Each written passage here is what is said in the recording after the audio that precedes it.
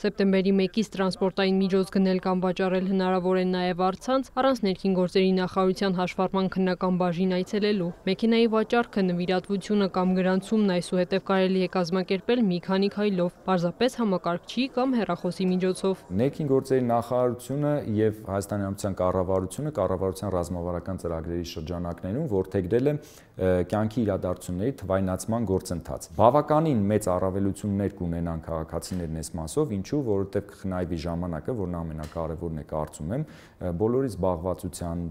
այլ աշխատանքներ ունենալու պայմաններում հնարավորություն կունենան 8 եւ 6 գործողությունների հանրագումարի արդյունքում ավարտել իրենց տրանսպորտային միջոցի պետական գրանցումն ու հաշվառումը։ Տրանսպորտային միջոցի սեփականության իրավունքը փոխանցելու համար նախ անհրաժեշտ է վաճառելու դեպքում գնորդի հետ համաձայնեցնել վաճառքի գինը, իսկ նվիրատվության դեպքում վճարել տրանսպորտային միջոցի հաշվառման համար տուրքը։ Առաջին փուլում եւ վաճառողը եւ գնորդը պետք է carmia.gov.am հարթակում լրացնեն անհրաժեշտ տվյալները։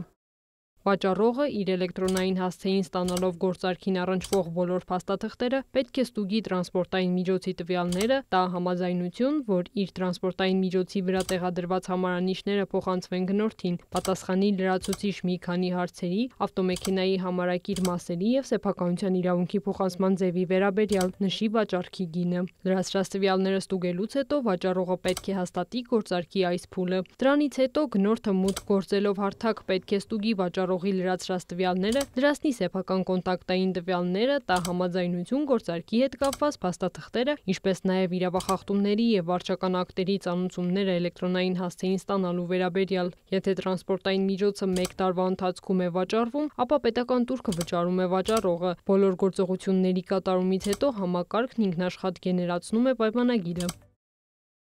Փաստաթուղթը ընթերցելուց հետո կողմերը այն ստորագրում են էլեկտրոնային ստորագրության միջոցով։ Ստորագրված տարբերակն ուղարկվում է յուրաքանչյուր կողմի էլեկտրոնային հասցեին։ Եթե մեքենայի նոր սեփականատերը ցանկանա փոխել դրա համարանիշը, ապա պետք է այն հանձնի նախարարությանը, փոստով կամ անձամբ։ Իսկ նոր համարանիշը հնարավոր է ստանալ նախընտրած հասցեում, փոստային առաքմամբ կամ վերցնել տեղում։ Մենք այստեղ մի նորարարություն ունենք արած, ի տարբերություն մեր միջազգային գործընկերների, մենք փորձել ենք գնալ ավելի առաջ եւ